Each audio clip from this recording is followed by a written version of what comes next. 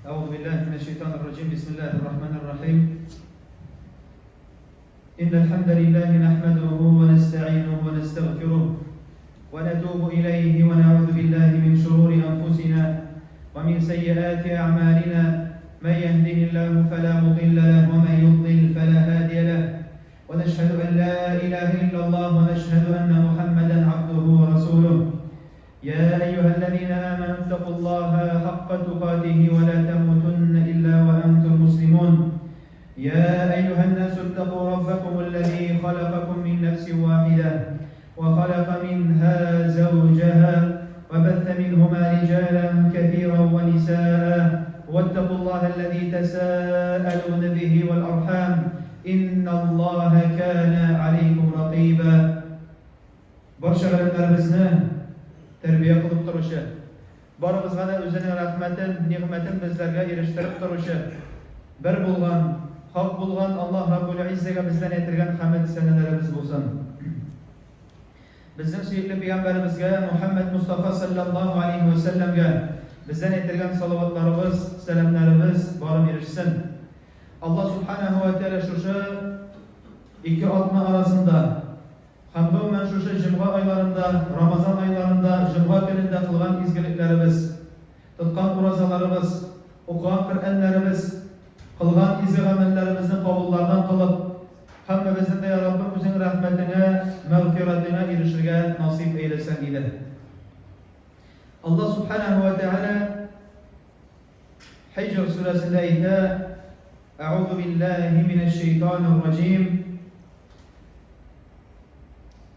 وَاعْبُدْ رَبَّكَ حَتَّى يَأْتِيَكَ الْيَقِينُ.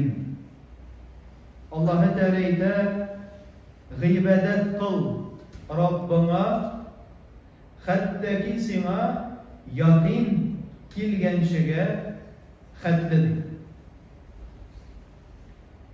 Allah subhanahu va taolo shu oyatda onarga g'ibadat qilirga qo'shadi. Barimiz bilamiz.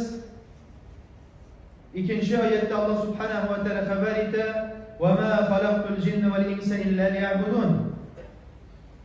Men barlıkka getirdim jinlerini, hem kişilerini illa demeger bana ibadet kılır işingine. Hem şu Hicr suresinde de biz görürüz Allah Teala etti: وَاعْبُدْ رَبَّكَ. Allah'ı Teala'ya ibadet kıl. Hem ayetin ahirinde etti: küp ibadet kılırgasın. Yaki nindi miqdarda kılırgasın. Nihatli kılırgasın. Allah Teala aytdi: hatta ya'tiyakel yaqin. Sima yaqin kelganchiga xatli. Qanday sen u yaqin?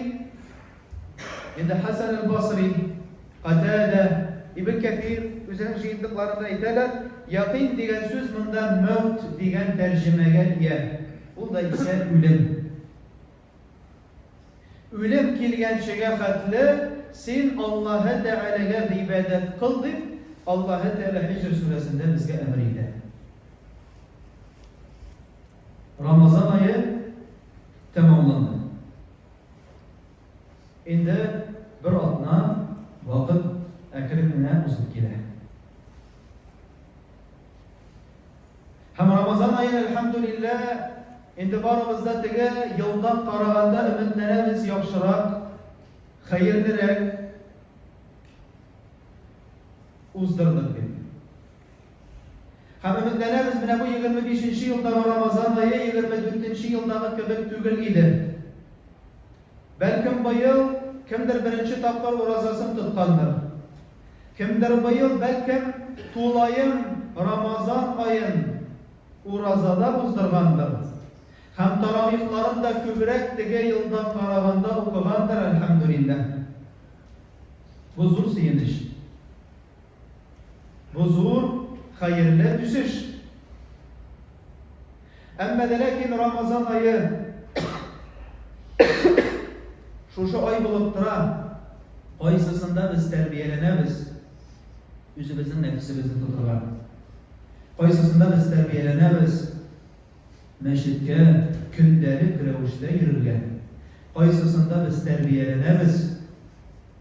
Qur'onga ig'tiborimizni orttirishga, izgi amallarga ig'tiborimizni orttirishga tarbiyalanamiz.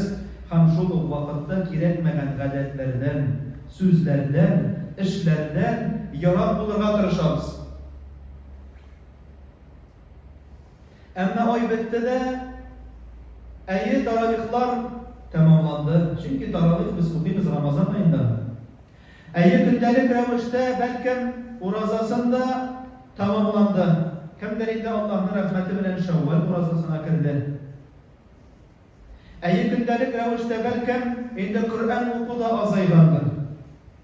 Ammo jamoat mana shu oyat bizga narsani anglatar. Unda ise oxirgi sug'ishimizga qatli biz g'iybat qilishga tegishmiz. Ramazon bitdi ekan g'iybatlar bo'lsincha taomlarga tegish tugul, akilisincha o'zine göre bir tertibga solishga tegish. Balkim Ramazondagi kabi g'iybatlar qila olmasak da ammo ularni biz bitirmik. Oy bo'yi tirishdik deydi. Oy bo'yi o'zimizning ustimizda ishladik deydi. Bir-iki otna uzgandan so'ng to'lisincha kiri shulluq Ramazonga xatli bo'lgan holatga tushmaylik. Ramazonga xatli bo'lgan turmush, g'iybat, muomalat bizni Ramazondan so'ng ayrilib turga deyish. Agarda ayrilmay ekan, agarda o'zgarish sezilmay ekan, bunda zo'r so'rov tug'iladi. Ramazon oyining menga ta'siri bo'ldimi? Ramazon oyining mening asari qoldimisin degan so'z so'rov tug'iladi. Ham biz endi albatta borimizda umidni biz qoldi deydi.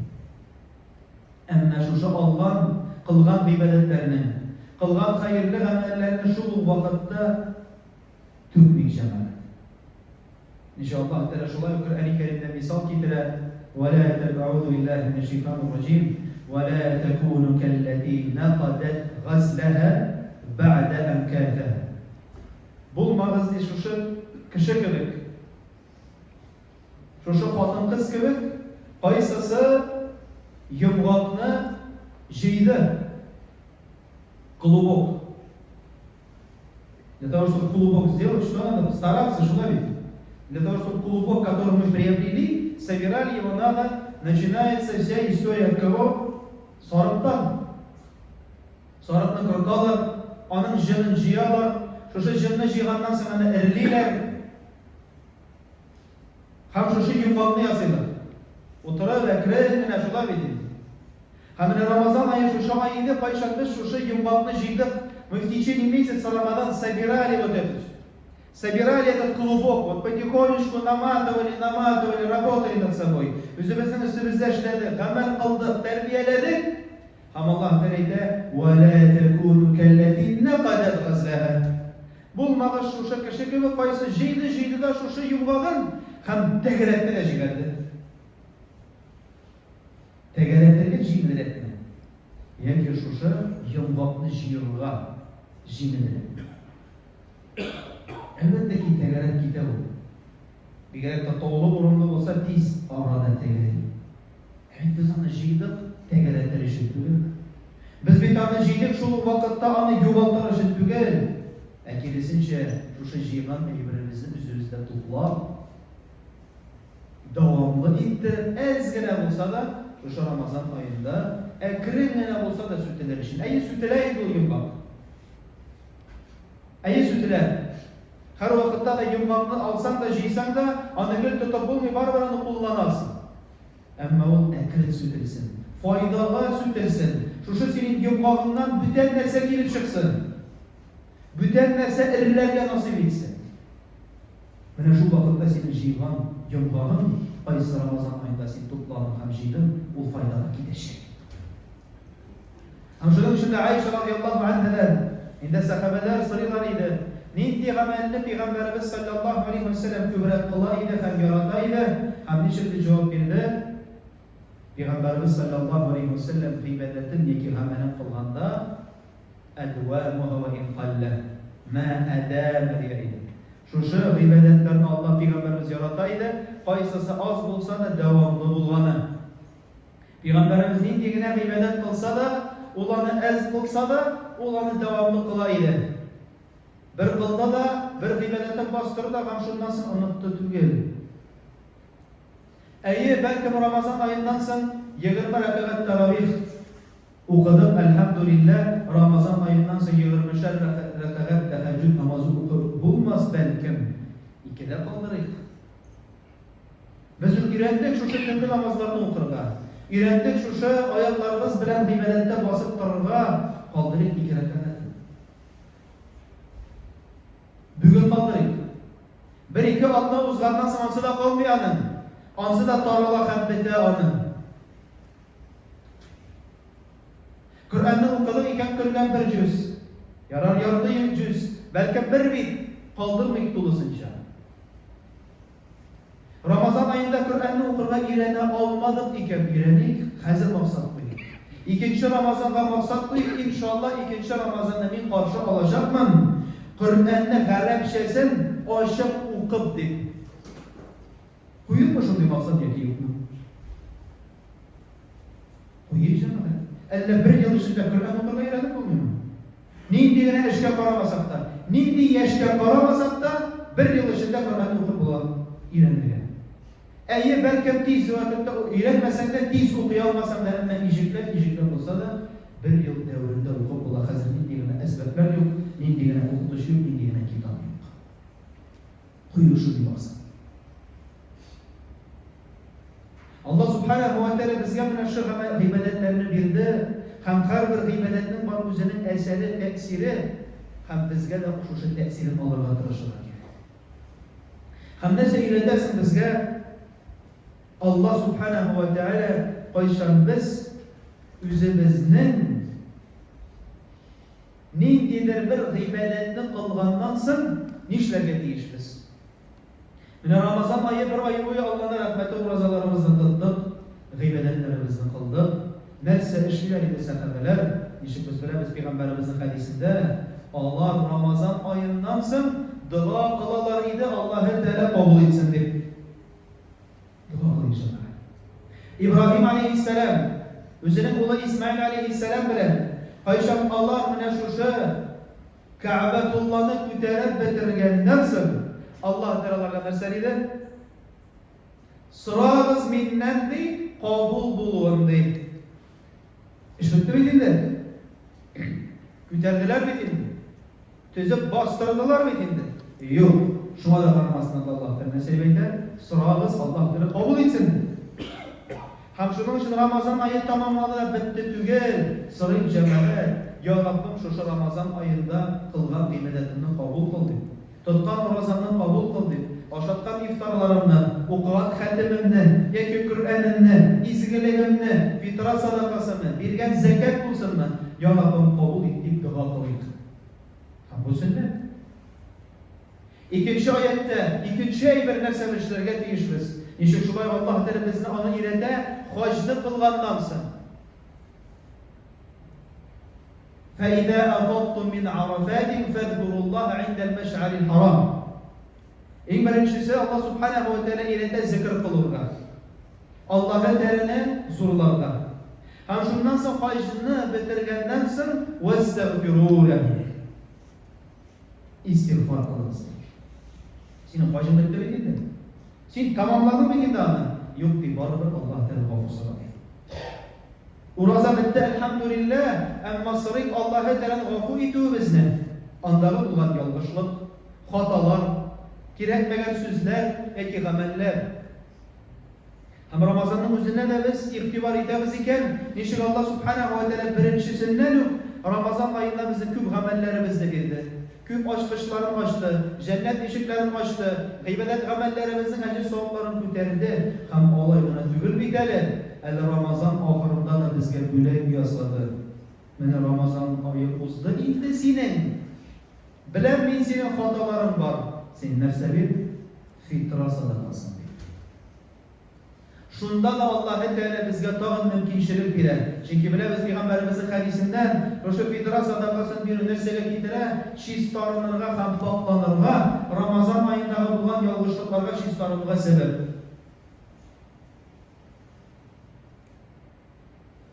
Ne sen anlatasın? Bu anlatışını cemaat Allah Subhanahu ve Teala nindiğine gıybedetini bizge emretmesin, ulmanın jinilliğin hem rahmeti bizge verdi. Ул шушы гыйбадәтнең ләззәтен татырга мөмкинчелек бирде. Әмма шушы ләззәтен тату, аның әҗрен алу һәм Аллаһ Тәала каршында дәрәҗәгә ирешү кемнән тора? Үзебездән тора. Менә өстәлне әзерләп куйгандан соң тырыштылар, әзерләделәр. Һәм шушы өстәлгә килеп утырганнан соң уже синнән тора. Син ашыячакмы, аны юкмы? Алачакмысың шуны? Эчәчәкме син шушы суларны кемнән тора? Бездән тора. Шулай Аллаһ Субханаһу ва Тәала менә гыйбадәт мәсьәләсенә килгәндә дә Аллаһ Тәала безгә менә җәеп салды. Хәтта шушы Рамазанга килгәндә дә Аллаһ Тәала әйтмәде фақат гыйбадәтеңне кыл, яки уразаңны тот һәм тәмам дип. Юк, Аллаһ Тәала әмрен бирде. Әмреннән тыш җиңеллекләр бирде. Әҗр савабын арттырды. Шушы айны калган айлардан зурлады. Менә син уразаңны гына тот. Менә син нинди дәрәҗәгә ирешәчәксең. Ихласлыгың өстендә эшлә. Менә син нинди дәрәҗәгә ирешәчәксең. Әллә бу аңлатмыймы? Аллаһ Тәала безгә карата булган мәрхәмәтлелеген, яратуын, нигъмәтен әллә аңлатмыймы җәмәгать? Менә нинди генә гыйбадәт булмасын. Шулык намаз. Намазның ләззәте тәме. Аның фарызлыгы, аның әҗре, аның нигъмәте әгәр дә без санап китәбез икән, без күрәбез. Шушы синең 2 рәкъәт хәтта укылган иртәнге намазның 2 рәкъәт сөннәте турында да бер хәдис бар. Ничек Пәйгамбәрбез әйтте, шушы 2 рәкъәт сөннәт хәерлерәк шушы дөньядан һәм шушы дөньяда эшендә булган барлык гайбәтләр. Сахих хәдис. Син 2 рәкъәт намаз укыйсың, һәм нинди әҗр саласың. Витр намазы. Кайберәүләр витр намазы шушы Рамазан айында укыйлар да Рамазаннан соң әзәя башлый. Витр әзрәк кырыйгарак була башлый. Җәмәгать витр намазы бит ул. Хәтта Хәнәфиләрдә витр ваҗиб дип атала. Фарыздан соң иң хәерле гамәл. Менә фарыз гыйбадәтләрдән соң, фарыз намазлардан соң иң хәерле намаз шушы витр намазы. Кайсы Пәйгамбәрбез хәтта сәфәрдә дә калдырмады. Кайсы хәтта Имам Шафиғи нәрсә әйтте, кемдә кем витр намазына битараф икән ди. Шушы витр намазына әгәр дә ул сүлпән карый икән ди, аның ди шәфәгатен кабул итмәгез ди. Чөнки ул битараф шушы намазга. Бу сөннәт ваҗибләр турында, нәрсә әйтергә була фарыз турында. Һәм нинди әҗр савап бирә Аллаһ Тәала шушы мәчеткә килеп безнең фарыз укыганыбызга. Чөнки вакыт һәр беребезнең дә эшебездә сугыш бара, шулай бит шайтан белән бигрәк. Барыргамы, бармаскамы, җәмәгатькә килергәме, килмәскәме, фарызны укыргамы, укымаскамы, сөннәтне аннары калдырыргамы, яки зикрне урамда илә әйтергәме, яки әйтмәскәме, һәр беребезнең көрәш бара. Һәм көрәш бара нәрсәдә? Дөнья белән. Шайтан әйтә, син ашыгасың, син өлгермисең, син алып барып җитә алмыйсың, алып ала алмыйсың, өлгерә алмыйсың дип һәммәбезне шайтан үзенә тарта. Икенче яктан Аллаһ Тәала әйтә, сиңа әҗр савап була. Сиңа бит гафу ителә була. Сиңа бит шушы гамәл өчен бәрәкәт була. Бу безнең тормыш. Аллаһ Субханаһу ва Тәала безгә биргән шушы тормышны, шушы нәфесне көрәшер өчен. Һәм шуның өчен дә без иң беренче аятка кайтабыз. Иң беренче аят нәрсә иде? Вa'буд раббака хатта ятiyakal yaqin. Аллаһка гыйбадәт кылыгыз, Аллаһ Тәала синең җаныңны алган шәрәфәтле. Һәм шуның өчен безнең максат шушы дөньяда Аллаһка гыйбадәт кылып яшәү, һәм шушы безнең дошман белән ничек кенә булса да көрәшү. Кайсысының үзенең вазифасы бар, аның вазифасы безне адаштыру. Бирешмик җаны. Бирешмик. Аллаһ Тәала безне гыйбадәт кылучылардан кылган икән, безне мөселманнардан кылган икән, бирешмик. Бу намаз бу. Закат мәсьәләсенә киләбез икән. Хаҗ мәсьәләсенә килә шушы 5 вакыт, 5 фарыз нәрсә, 5 вакыт гыйбадәтнең дә һәрберсенең үзенең дәрәҗәсе, үзенең урыны, үзенең ләззәте һәм тәме. Һәм аларны без кылып, без үзебезгә файда китерәбез. Шушы намазны укып, без үзебезгә файда китерәбез. Уразаны тотып, без үзебезгә файда китерәбез. Закатны биреп, без уйламыйк, мин кешегә булышам дип, мин нинди яхшы кеше дип. Сез уйлагыз, әлхәмдүлилләh, Аллаһ Тәала миңа шундый мөмкинчелек бирде. Әлхәмдүлилләh, мин чистаран һәм пакланган, мин үз Üzüme birinci fayda getirem, zekatını töle. Fitranı töle peki sadaka iki kurban çalar. Ondan sonra onun faydası şu kişiye. Pise eğer de senin ihlasını bulsa. Vakit biz uyluyuz, ul kişiye gerek, ul bütün nerseye gerek. Cemaat ul kişi sinsiz de yaşıyor. Ul sinsiz de suyla Allah'ın malında gerek. Ul bizge gerek senin hoşun, sima gerek senin hoşun. Hem anda da Allah derecini verir. Anda da Allah derece hoş sefere, ki Umra şehre senin malına, mülketke, bereket hem artuğa sebep.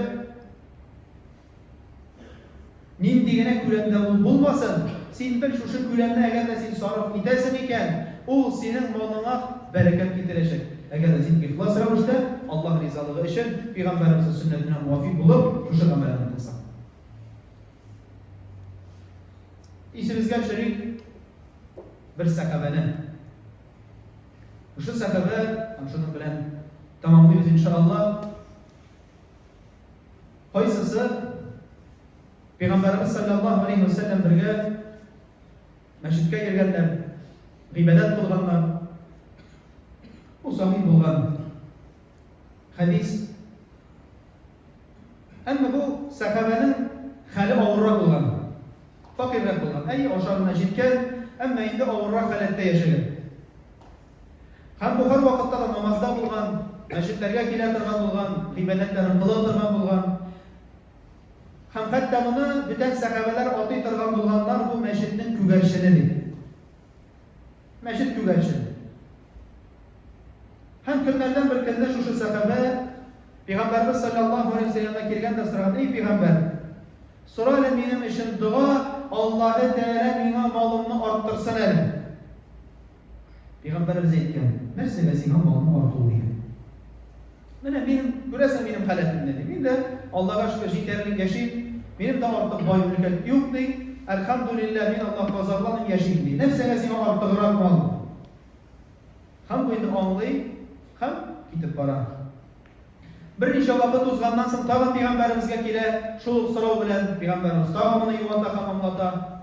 Üçüncü tapır gelgenden sonra indi Peygamberimiz sallallahu aleyhi ve sellem ya Rabbim şu sahabenin malın mülketini arttır. Şundan sonra gün devlet bir vakıfta indi şu sahabe Allah'ın rahmeti bilen sarıkını ala, şu sarık ala taba, hem ekrin nene onun sarıkları küveye başlıyor. Sarıklar küveye geç, indi bu meşrikke de ezren geri başlıyor, siregret gire başlıyor. İndi sarıkları şunu hatta küveye, bu indi Medine'nin işine, bu Medine'de bulunan Medine'nin şehirinin işine sığmıyor başlıyor. Sığmıyor başlagandan sonra bu neşlerge bula, üzerine bütün sarıkların jiyip Medine'nin şiddinde yaşıyor başlıyor.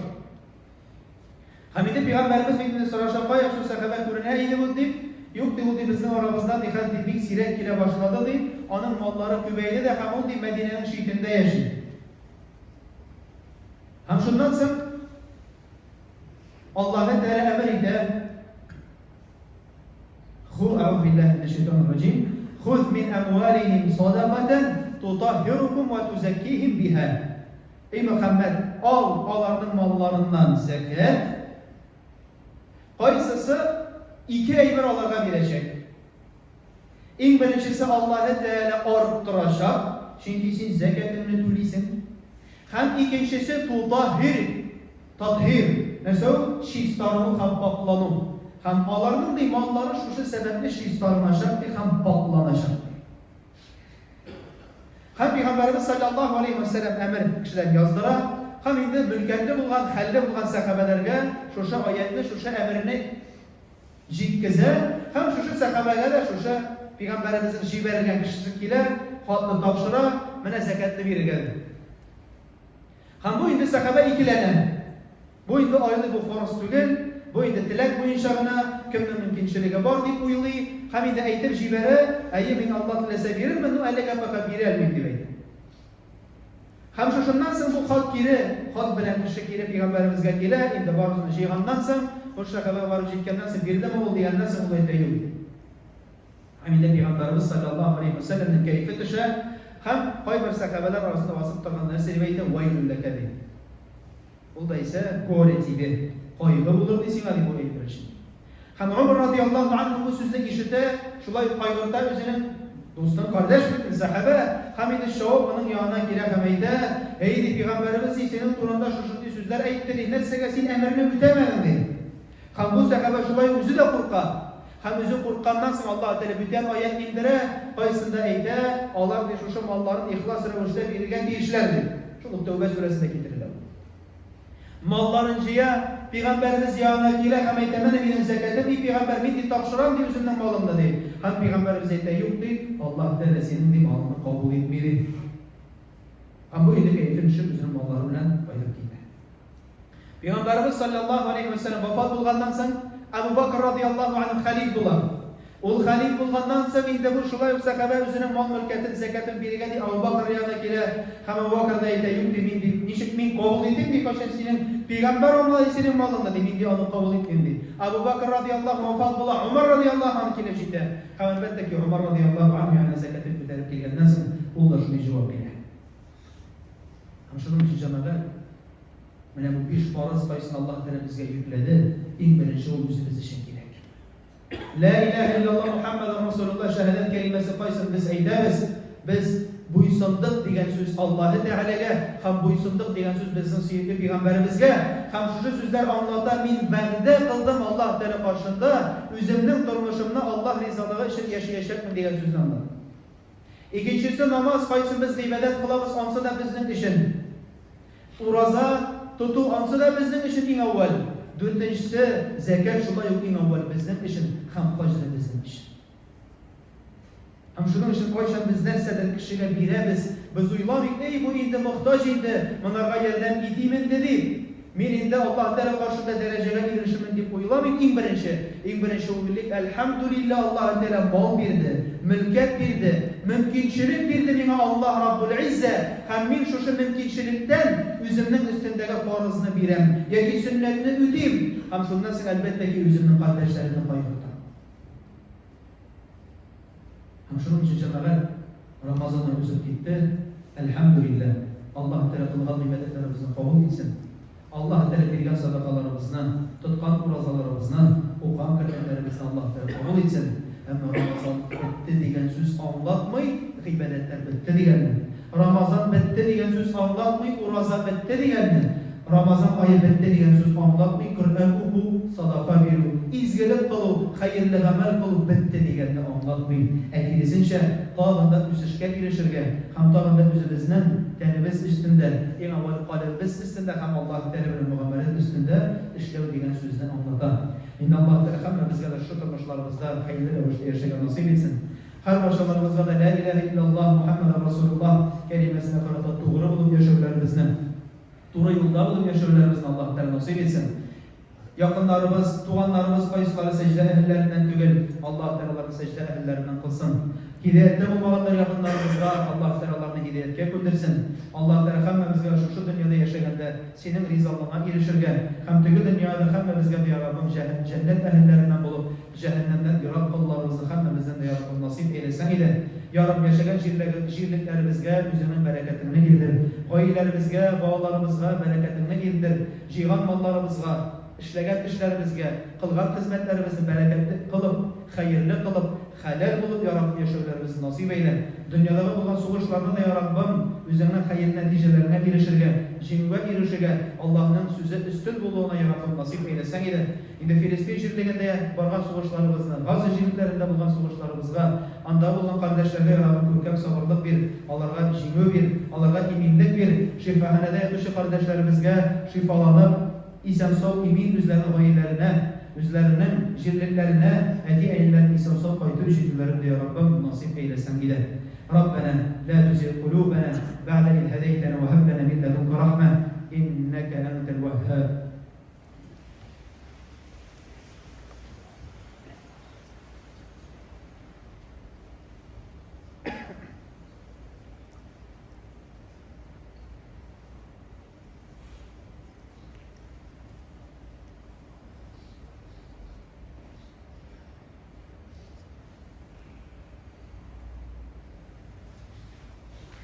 Alhamdulillahi Rabbil Alamin. Esselatu vesselamu ala Resulihi Muhammedin ve ashabihi ecma'in.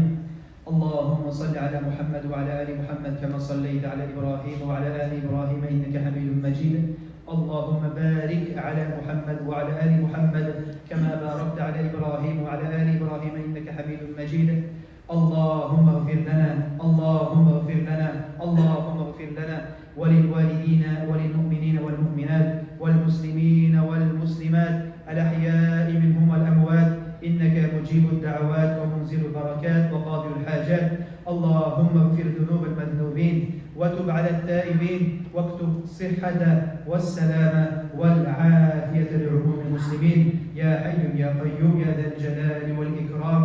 وآخر دعوانا أن الحمد لله رب العالمين. قوموا إلى الصلاة.